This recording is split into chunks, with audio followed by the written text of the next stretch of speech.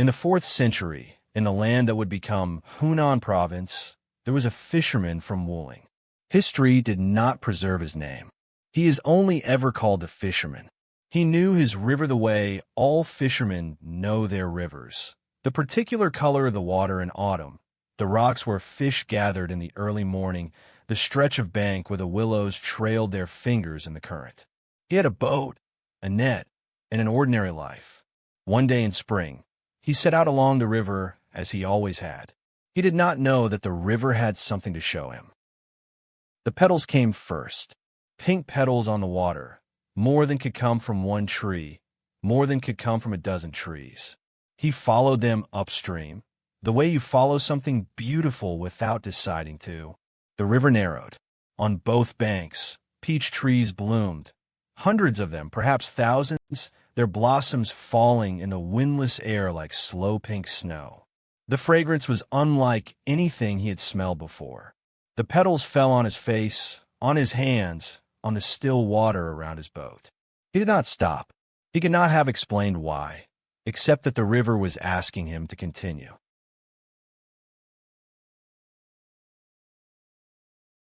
The peach forest ended at the foot of a mountain, and in the mountain there was a small opening, barely wide enough for a man.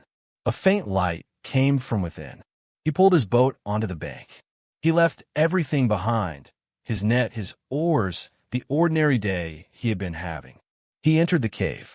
At first the passage was so narrow he had to go on hands and knees. Then it opened. He moved toward the light, and then the mountain ended, and the light became the whole world. He stepped out of the mountain into a valley that should not have existed, wide and flat and full of light. Fields of rice and wheat, perfectly tended.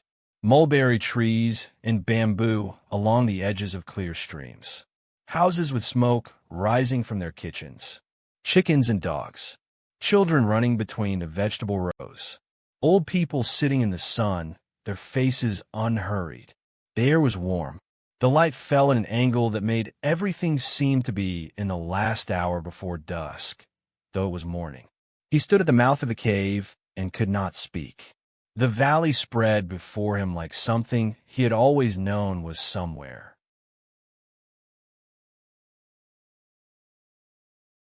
The people saw him and were not afraid. They welcomed him as though they had been expecting someone, eventually, to arrive. They brought him inside. They fed him. They asked where he had come from. Wade told them, Wuling, the outside world. They exchanged quiet looks. Their ancestors, they explained, had come here during the chaos of the Qin dynasty, 500 years ago. They had entered the valley to escape war, and the valley had kept them. They had not left. They had not needed to.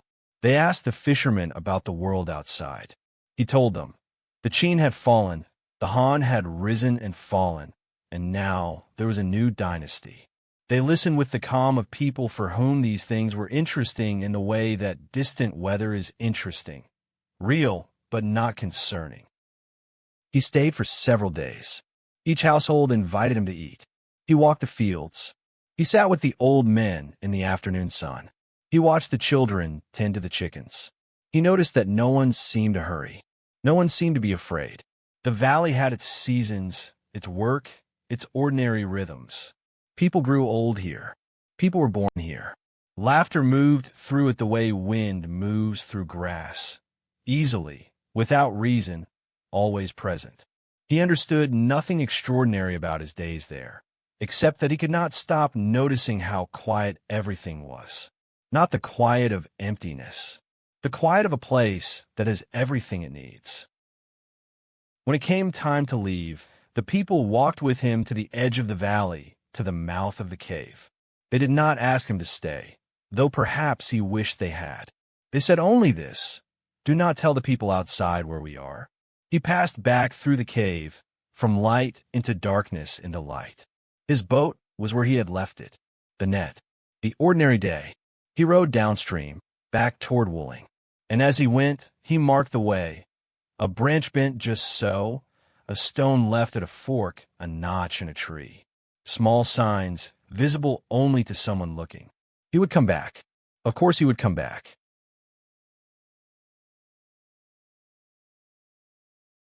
Back in Wuling, the fisherman went to the local magistrate. He told his story.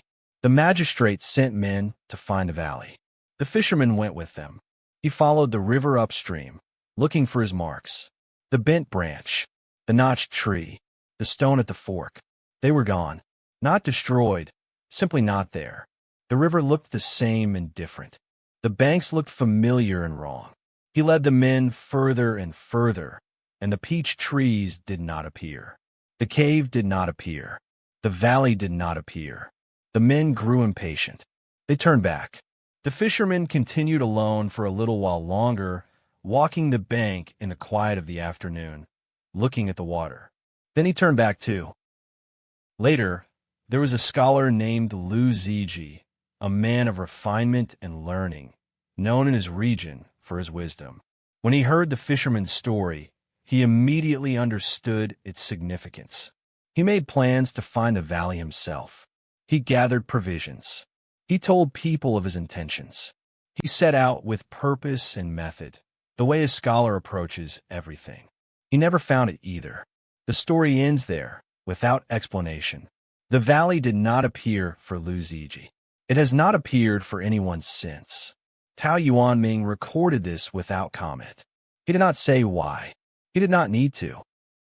The man who wrote this story was Tao Yuanming, the greatest nature poet of the Eastern Jin dynasty, a man who had tried and failed at official life, who had returned to farming, who spent his later years growing chrysanthemums and drinking wine under the eastern fence and watching the mountains in the distance. He wrote桃花源记in the year 421, 1 year before his death. He was 60 years old. He had lived through decades of political chaos and war. He had watched dynasties rise and fall. He had given up on the world's promises and found, he said, a kind of peace. The story he wrote was not a fantasy. It was a question.